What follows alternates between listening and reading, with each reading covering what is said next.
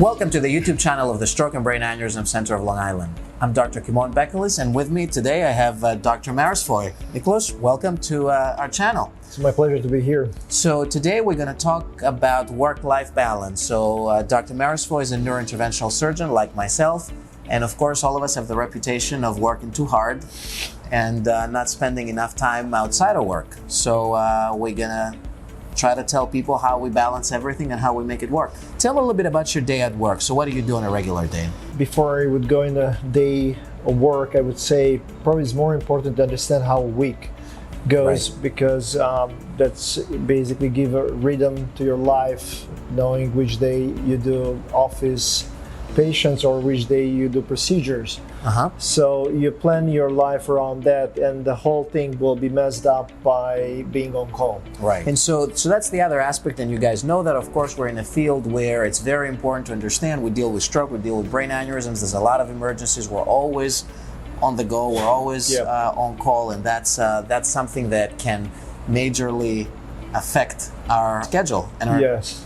So besides having scheduled cases which can change day by day, the part of our practice that there is so much unpredictable things in it, being always flexible, making decisions on how to do things logistically. I'm not talking about doing a case. Right. I'm not talking about technicality or surgical aspects. I'm talking about how do you get the patient in the room in time, how you're scheduling the other ones. It's like balancing your life, which is the topic of what we're communicating with everyone, with the patient, with the family, with your staff, everyone. Right, and an important aspect is, of course, not all emergencies happen during work hours, so you might be home, you might be doing something, a family function, and all of a sudden there's a call, you're on call, you have to go. And so how are you able to marry the two? So I would say there are a couple of things. One is more geographic things, because you have to be here in 30 minutes. So you draw a line, how far can you get, and to be here in time, because you really don't want to waste time for a procedure which is time dependent, like stroke. You want to be here in time, or even earlier as possible. The other thing is more what you're scheduling in your day when you're home, but you know that you're on call. So probably it's not the best time to have a 50 people big party and you're hosting the whole thing. And by the way, unless guys, you want to avoid it. Yeah, you call me that, I have a case for you. So so you go more light, I would say. You do stuff which probably is more reading, very short timed actions at home, like studying with the kids or doing something or playing together, which it probably will end in 30 minutes, in an hour, and if you're cold, it's fine, you continue when you're back.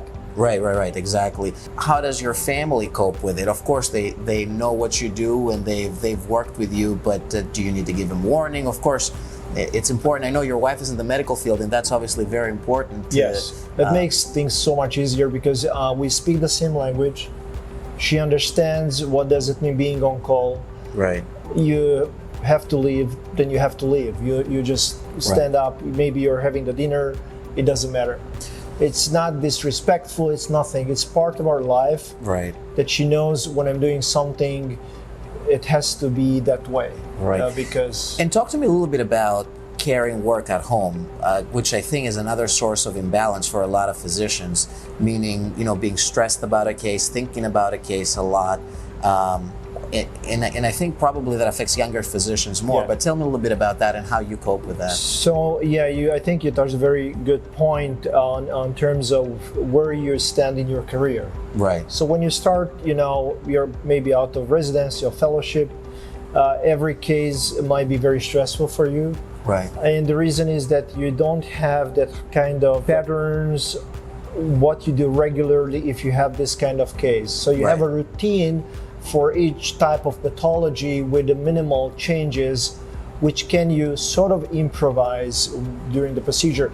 But the major thing is probably very similar, is very outlined, the whole thing. Right. As you're gaining more and more experience, I believe the stress level just goes down. Right.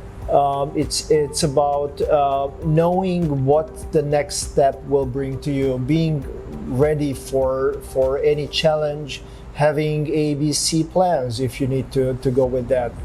And the other thing is, and I think in your career, what you don't know how to do is basically how to switch on off. Right. While being at home, 100% being with your family. Right.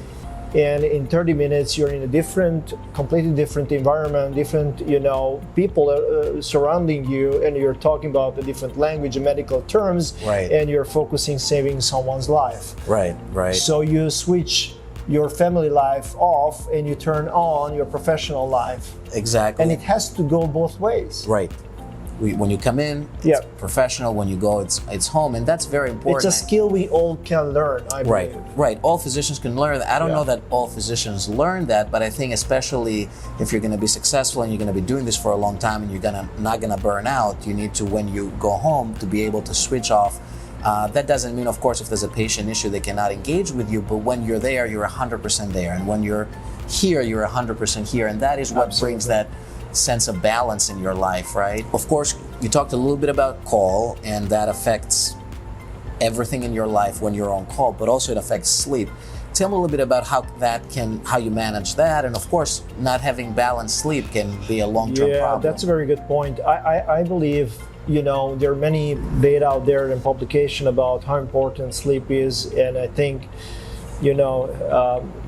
I don't want to go in details, but everyone knows that has a huge impact on quality of life. Right. The quality of the sleep, the hours you're sleeping, and the environment you're sleeping. So I would say when you're on call, you should expect some sleep disruption. Right. So probably you won't do things before bed, like binge watching or whatever, right. Knowing that, I'm on call, if they call me, I'm awake. No, you should sleep because you're basically building up some buffer for sleeping. Right. Because when they call you in at 2 a.m., probably you're fine, but they call you at 3 a.m., at 4 a.m., and you just feel that you're getting exhausted. Right. So you have to think before getting on call to take care of yourself, having enough sleep, going in time into bed, and other activities like not going out with friends, for instance. Right. And also after the call, you have to recover. There's a time for recovery. You have to spend hours, relaxing, meditating, doing stuff which really brings you back to a more normal life.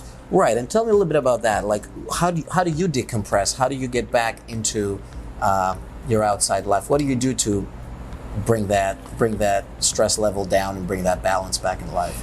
Yeah, so I would say it's very rewarding to spend time with family, especially with my kids. I like soccer a lot.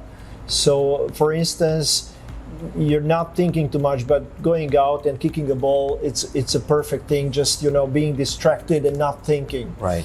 So this is one thing, and other activity with kids, I think it's just being there for them, even if you're not super sharp at that time, but it helps you to get through that couple hours, and when the times come for the next night's sleep, you are ready to recover.